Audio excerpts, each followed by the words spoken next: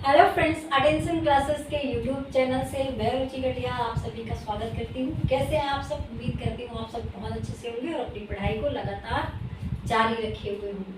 तो फ्रेंड्स, आज है क्वेश्चन यूपीडीटी के प्रैक्टिस सीरीज में सीरीज नंबर 13 और इससे पिछले के 12 सीरीज मैंने 10 क्वेश्चन की करा के रखी है। तो जिन लोगों ने नहीं देखी है तो चैनल पे जाके देख लीजिए। और वीडियो में आगे बढ़ने से पहले एक चीज़ और ज़रूर कहना चाहूँगी कि अभी तक जिन लोगों ने मेरे चैनल को सब्सक्राइब नहीं किया है वो चैनल को सब्सक्राइब ज़रूर कर लें, ताकि उनको नेक्स्ट वीडियो का नोटिफिकेशन आगे मिलता रहे। तो चलते हैं फ्रेंड्स, देखते हैं आज के 10 इम्पॉर्टेंट क्वेश्चंस में फर्स्ट क्वेश्चन क्या कह रहा है। तो देखते हैं फर्स्ट क्वेश्चन कह रहा है कि मानसिक विकास को प्रभावित करने वाला वाले कारक है, मेंटल डेवलपमेंट को इफेक्ट करने वाले कौन कौन से फैक्टर हैं जो मेंटल डेवलपमेंट को इफेक्ट करेंगे। ऑप्शन ए वंशानुक्रम, ऑप्शन बी परिवार का वातावरण, ऑप्शन सी परिवार की सामाजिक स्थिति और ऑप्शन डी उपरोक्त समस्त। तो मेंटल डेवलपमेंट को इफेक्ट करने वाले कौन कौन से फैक्टर हैं? तो फ्रेंड्स, इसका राइट ऑप्शन हो जाएगा ऑप्शन डी उपरोक्त सभी।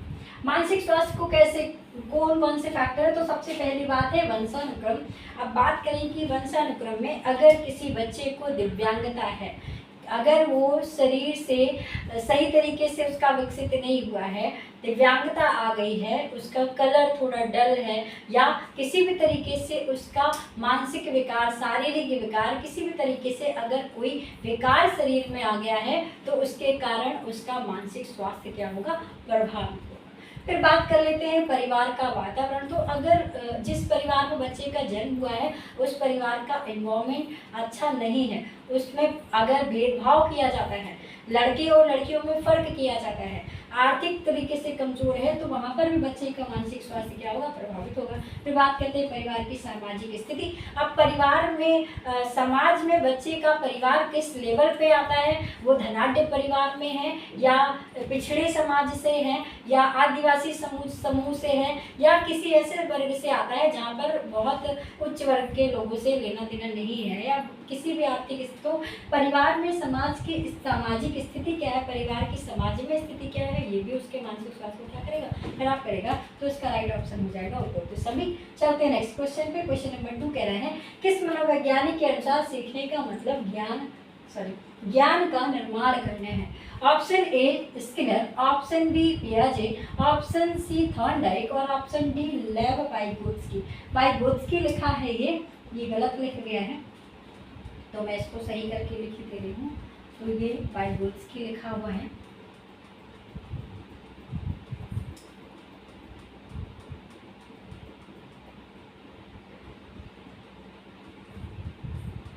ठीक है, वाइगोत्स्की लिखा है ये। ठीक, अंडरस्टूड है इतना? चलिए, तो इसका राइट ऑप्शन फ्रेंड्स क्या हो जाएगा कि सीखने का मतलब ज्ञान का निर्माण है। ये बहुत इंपॉर्टेंट कथन है जो किसके द्वारा दिया गया है? तो ये कथन दिया गया है ऑप्शन बी जीन पियाजे के द्वारा।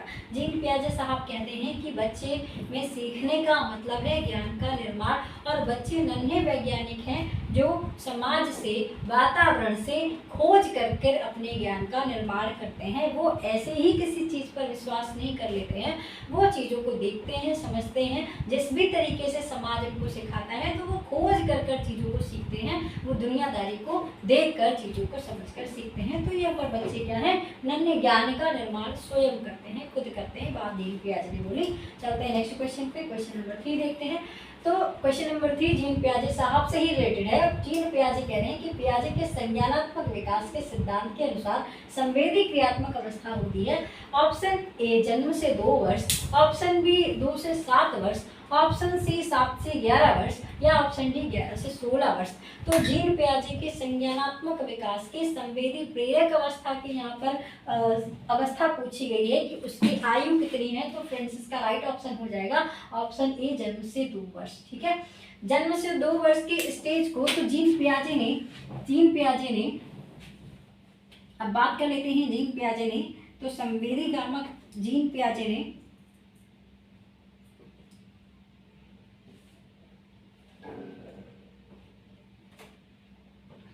बात कर लेते हैं कि जीन पियाजे ने जीन पे आ जाएंगे संज्ञानात्मक विकास की कितनी अवस्थाएं दी हैं, तो संज्ञानात्मक विकास की कितनी दी हैं, संज्ञानात्मक विकास की अवस्थाएं दी हैं कितनी, 4। संज्ञानात्मक विकास की कितनी दी हैं, 4 अवस्थाएं दी हैं, तो लिखी है वहां पर, आपको केवल यहाँ पर ध्यान रखना है कितनी है, 4 अवस्थाएं। पहली अवस्था है संवेदी, संवेदी गामक। अब इसके कई नाम हैं, संवेदी, इसके कई नाम हैं, संवेदी गामक, कभी कभी इसको पेशीय गामक, पेशीय गामक बोल देते हैं, पेशीय गामक बोल देते हैं, कभी कभी इसको इंद्रिय जनित बोल देते हैं, इंद्रिय जनित बोल देते हैं, ठीक है, या फिर इसको कभी कभी संवेदी प्रेरक बोल देते हैं। इसके बहुत सारे नाम हैं, संवेदी प्रेरक बोल देते हैं, संवेदी प्रेरक अवस्था, ठीक है। तो संवेदी प्रेरक अवस्था की उम्र कितनी हो गई है, तो इतनी हो गई है 0 से 2 वर्ष हो गई है। आपको याद रखना है, तो फ्रेंड्स इसका राइट ऑप्शन हो जाएगा 0 से 2 वर्ष हो गई, ठीक है। अब बात करते हैं कि 2 से 7 वर्ष की अवस्था को क्या कहेंगे, 2 से 7 वर्ष की अवस्था को क्या कहेंगे, तो 2 से 7 वर्ष की अवस्था जो है,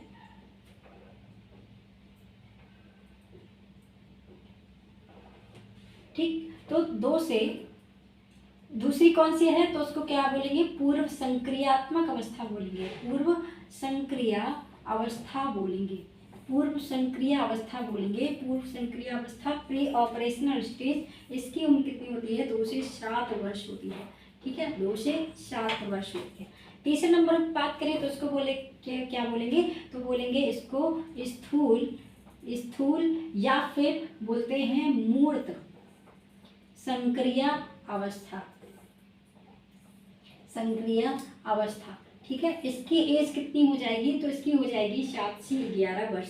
और अंत में पूछी जाती है 4 नंबर पे, तो 4 नंबर पे जो पूछी जाती है वो जाती है औपचारिक, औपचारिक या फिर अमूर्त संक्रियात्मक अवस्था, अमूर्त संक्रियात्मक अवस्था, अमूर्त संक्रिया अवस्था। औपचारिक फॉर्मल और एब्स्ट्रैक्ट ऑपरेशनल थिंकिंग, तो इसकी हो जाती है 11 वर्ष से 16 वर्ष, या कभी कभी 14 वर्ष भी ऑप्शन में देखने को मिलता है। तो फ्रेंड्स ये स्टेज आपको बहुत इंपॉर्टेंट है, यहाँ से क्वेश्चन जरूर बनता है, और हर एक टीचिंग एग्जाम में जीन पियाजे से क्वेश्चन तो बनता ही बनता है। तो स्टेज बहुत इंपॉर्टेंट है, कभी कभी एज देकर स्टेज का नाम पूछ लेता है, कभी कभी स्टेज देकर उसकी एज पूछ लेते हैं, या फिर स्टेज देकर उनकी कैरेक्टरिस्टिक्स पूछ लेते हैं कि बच्चे कौन कौन से व्यवहार करेंगे वहाँ पर, मेंटल डेवलपमेंट जब उनका होगा,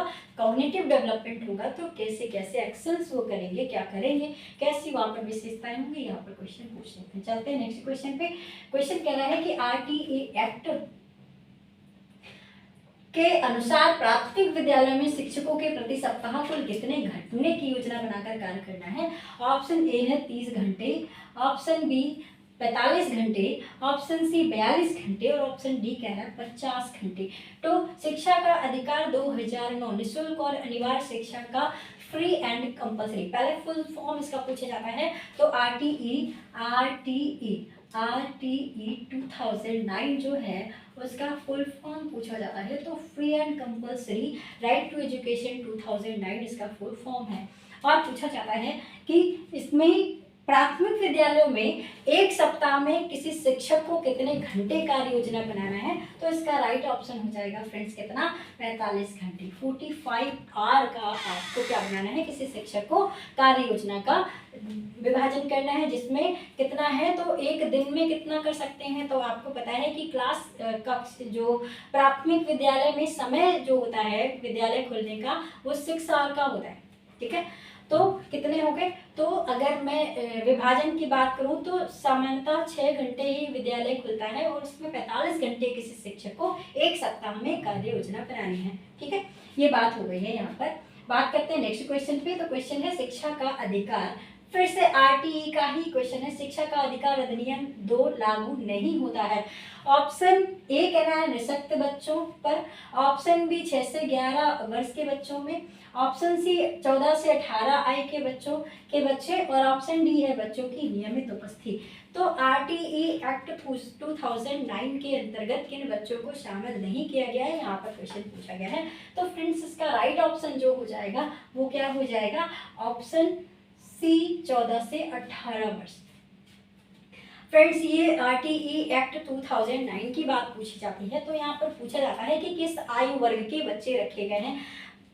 फ्रेंड्स ये बात ध्यान देने वाली है कि शिक्षा का अधिकार 2009 में बात बालक की गई है, बालक और बालिकाओं की गई है। तो बालक और बालिकाओं में सभी बालक बालिकाओं को सम्मिलित नहीं किया गया है, सभी बालक और बालिकाओं को सम्मिलित नहीं किया गया है। जैसे 2 वर्ष का बच्चा है वो बालक, लेकिन उसको वहाँ शामिल नहीं किया। 14 वर्ष का बालक है या लड़का है या लड़की है, उसको वहाँ शामिल नहीं किया गया। तो 18 वर्ष का, तो वहाँ पर पर्टिकुलर एक एज है, एज रेंज है जिसके अंतर्गत ही बच्चों को इंक्लूड किया गया है। तो एज क्या है, वो एज है कितनी आपकी 6 से 14 वर्ष। तो आरटीई एक्ट तो 2009 है, उसमें किस एज के बच्चों को शामिल किया गया है, तो कितने वर्ष तक है, 6 से 14 वर्ष तक के बच्चे हैं। ये इम्पॉर्टेंट है, यहाँ से क्वेश्चन जरूर बनता है कि किस एज के बच्चे रखे गए हैं। तो 6 to 14 एज के बच्चे रखे गए हैं, ये बात आपको याद रखनी है। ठीक है, चलते हैं नेक्स्ट क्वेश्चन पे। क्वेश्चन नंबर 6, यदि आपकी कक्षा का बच्चा सी को डी तथा डी को सी लिखे पढ़े तो वो कौन से रोग से पीड़ित है। ठीक, ऑप्शन ए कह रहा है malaria, option B dyslexia, option C filaria और ऑप्शन डी टाइफाइड। कितना मतलब ये कहिए कि ये यूपीटीटी इस तरीके के घटिया क्वेश्चन बना सकता है, लेकिन फिर वही बात है कि क्वेश्चन अब बनाए हैं तो हमें उसका आंसर करना पड़ेगा।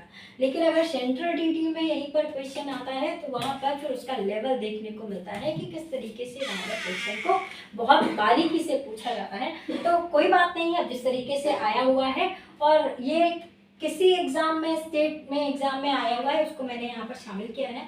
तो देखते हैं, यदि किसी कक्षा में कोई बच्चा सी को डी और डी को सी लिखे और पढ़े तो ऑप्शन क्या हो जाएगा, यहाँ पर ऑप्शन राइट हो जाएगा डिसलेक्सिया। ठीक है, अब बात यहाँ पर लिखे और पढ़े की बात हो गई है। तो अगर बात पड़ती है कि अक्षमता है तो लेखन, अक्षमता जो है, अक्षमता कई प्रकार से होती है। तो अक्षमता, पठन अक्षमता, अगर अक्षमता है तो अक्षमता को हम कभी कभी निःशक्तता भी बोल देते हैं, निर्योग्यता भी बोल देते हैं, निःशक्तता बोल देते हैं, कभी कभी निर्योग्यता बोल देते हैं। तो लर्निंग डिसेबिलिटी की बात करें या रीडिंग डिसेबिलिटी की बात करें तो यहाँ पर लेखन अक्षमता की बात अगर है तो वहाँ पर लेखन अक्षमता को क्या बोलते हैं, डिस्ग्राफिया बोलते हैं। क्या बोलते हैं, डिस्ग्राफिया बोलते हैं।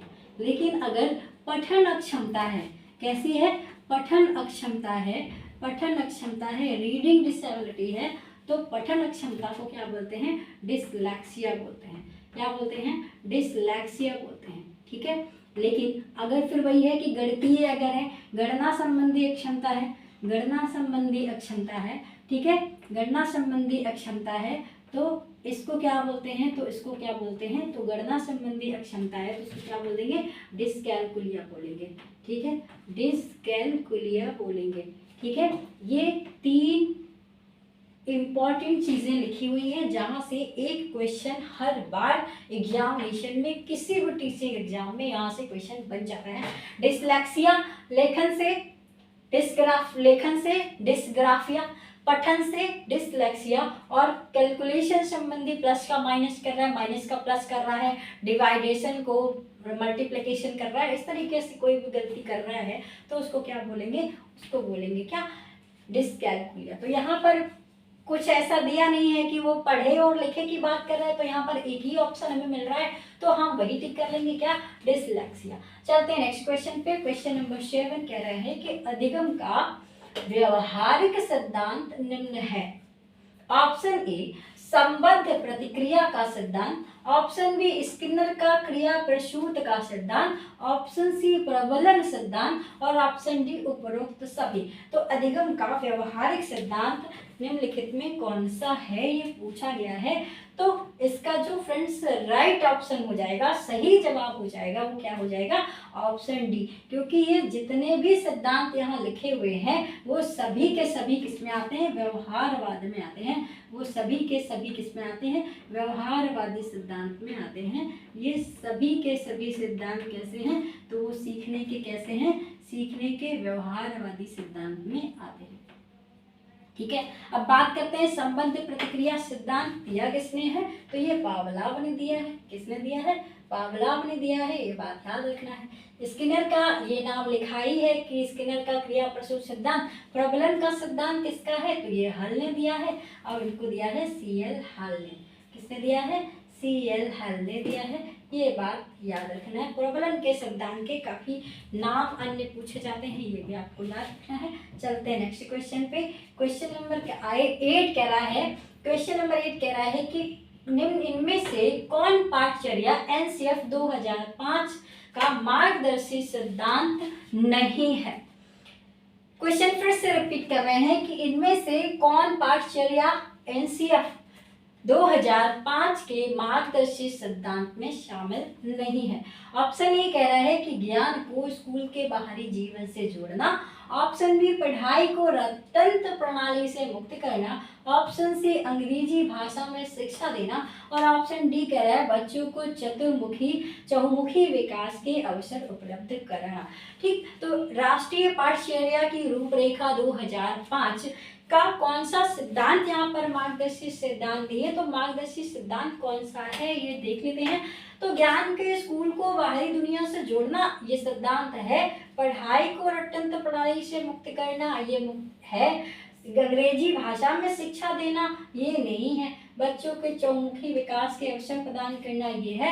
तो हमारा राइट ऑप्शन क्या हो जाएगा, अंग्रेजी भाषा में शिक्षा देना, ये इसका सही जवाब नहीं है और पूछा गया है नहीं है, तो ये आपका सही जवाब नहीं है। NCF 2005 कहीं नहीं कहती है कि बच्चे को अंग्रेजी भाषा में ही शिक्षा दे देना चाहिए, बल्कि NCF 2005 कहती है, NCF 2005 कहती है कि बच्चे को प्राथमिक स्तर पर बच्चे की शिक्षा किस स्तर पर, प्राथमिक स्तर पर बच्चे की भाषा क्या होनी चाहिए, स्तर पर बच्चे की भाषा क्या होनी चाहिए, मातृभाषा होनी चाहिए। बच्चे की भाषा किसमें होनी चाहिए, बच्चे की शिक्षा किसमें होनी चाहिए, तो बच्चे की शिक्षा किसमें होनी चाहिए, मातृभाषा में होनी चाहिए। ये बात NCF 2005 कहती है।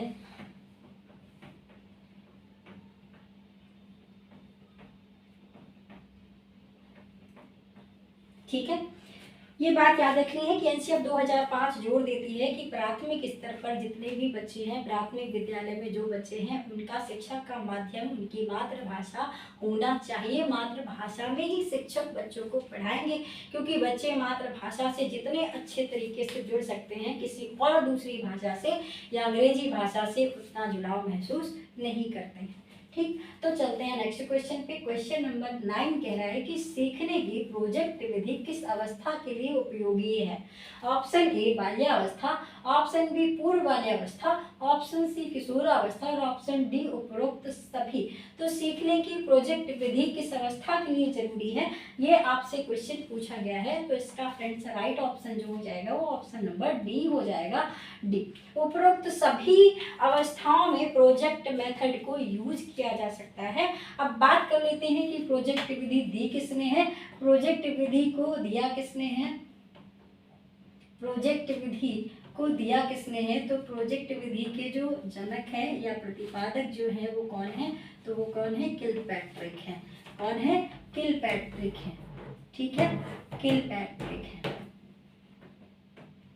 ठीक है, इसको प्रयोजना विधि भी बोलते हैं, कभी कभी इसको परियोजना भी बोल देते हैं, ऐसे भी लिखा होता है, या कभी कभी इसको ऐसे भी लिखते हैं, प्रयोजना लिखते हैं, प्रयोजना लिखते हैं। ठीक है, ठीक है, किसी भी तरीके से ये आपसे पूछा जा सकता है। तो किलपैट्रिक ने ये दिया था ठीक है, चलते हैं नेक्स्ट क्वेश्चन। क्वेश्चन नंबर 10 और आज का अंतिम क्वेश्चन। क्वेश्चन 10 कह रहा है कि राष्ट्रीय पाठ्यचर्या की रूपरेखा 2005 दस्तावेज भाषा के लिए निहित है। ऑप्शन ए एक भाषा, ऑप्शन बी द्विभाषा, ऑप्शन सी तीन भाषा और ऑप्शन डी बहुभाषा। ठीक, तो एनसीएफ 2005 जो है वो दस्तावेज में भाषा के लिए निहित है, ये ऑप्शन पूछा गया है। तो इसका फ्रेंड्स राइट ऑप्शन जो हो जाएगा वो हो जाएगा ऑप्शन नंबर डी बहुभाषा। अगर एनसीएफ आप लोगों ने पढ़ी है और मैं उम्मीद करती हूँ कि आप जितने भी हमारे भाई बहन हैं जो बीटीसी और बीएड करके यूपीटीटी या किसी भी टीचिंग एग्जाम की तैयारी कर रहे हैं, उनको एनसीएफ 2005 और राष्ट्रीय शिक्षा नीति 2020 जरूर पढ़ना चाहिए, क्योंकि 2005 को अपडेट करके ही नई शिक्षा नीति 2020 न्यू एजुकेशन पॉलिसी जो नेशनल एजुकेशन पॉलिसी 2020 है वो बनाई गई है। तो उसमें कुछ परिवर्तन किए गए हैं। शिक्षा के ढांचे में परिवर्तन कैसा होना चाहिए, रूपरेखा कैसी होनी चाहिए, कैसे पढ़ाया जाना चाहिए, बहुत सारी चीज़ों में परिवर्तन हुआ है। स्तर कितने हैं तो बहुत सारी चीज़ें, पहले 10+2+3 था, अब 5+3+3+4 इस तरीके से चेंजमेंट हो गया है। तो आपको ये भी याद रखना है। ठीक, अब बात करते हैं कि बहुभाषिक। तो अगर एनसीएफ आप लोगों ने पढ़ी है, जिन लोगों ने भी पढ़ी है, तो हमारे जितने भी बच्चे मुझसे पढ़े हैं उनको मैंने एनसीएफ स्पेशली विशेष तौर पर पढ़ाया है। उसमें भाषा वाले चैप्टर में लिखा है कि इस पाठ्यचर्या में, इस दस्तावेज में बहुभाषिकता निहित है। मतलब ये बात की गई है कि जितने भी हमारे भारतीय संविधान में भाषाएं वर्णित हैं, 22 भाषाएं, उन सभी भाषाओं में एनसीएफ को लिखा गया है। क्योंकि अगर मैं उत्तर प्रदेश में एज ए शिक्षक के तरीके से एनसीएफ को पढ़ रही हूँ तो वहाँ पर भाषा का माध्यम हिंदी या इंग्लिश हो सकता है, लेकिन अगर कोई महाराष्ट्र का बच्चा, महाराष्ट्र का शिक्षक जब एनसीएफ को पढ़ाएगा तो वहाँ पर वो हिंदी भाषा में नहीं उसको पढ़ सकता है। तो वहाँ पर उनकी जो भाषा होती है मराठी भाषा और इंग्लिश, तो वो जिस भी भाषा वहाँ पर होती है, जो 22 भाषाएं भारतीय संविधान में वर्णित हैं, उन सभी भाषाओं में एनसीएफ को लिखा गया है। तो बहुभाषिकता निहित है। यहाँ पर बहुत सारी तरीके से भाषाओं को लिया गया है और बहुत सारी भाषाओं में एनसीएफ 2005 लिखी गई है। तो आई होप आपको ये 10 इंपॉर्टेंट क्वेश्चन बहुत अच्छे से समझ में आए होंगे, और अगर अच्छे से समझ में आए हैं तो वीडियो को लाइक जरूर कर दीजिएगा। और मिलते हैं नेक्स्ट वीडियो में, तब तक के लिए हंसते रहिए, मुस्कुराते रहिए और बढ़ते रहिए। Thank you.